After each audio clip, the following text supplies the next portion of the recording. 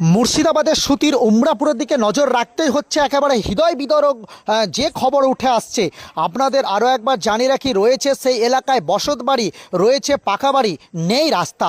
অন্যের জমির উপর কাদা পানির পথ দিয়ে মৃতদেহ নিয়ে যেতে হচ্ছে কবরস্থানে। এমনই হৃদয় বিদারক চিত্র দেখা গেল সুতির উমরাপুর পঞ্চায়েতের বাগানপাড়া এলাকায়।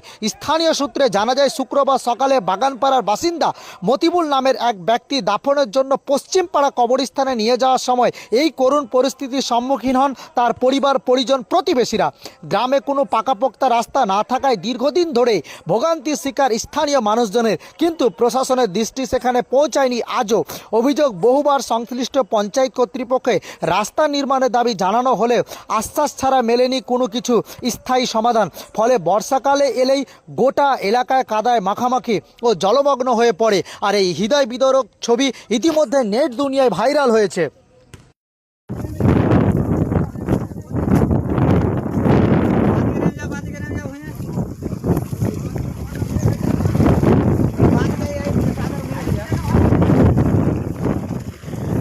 ভিডিও করতে বললে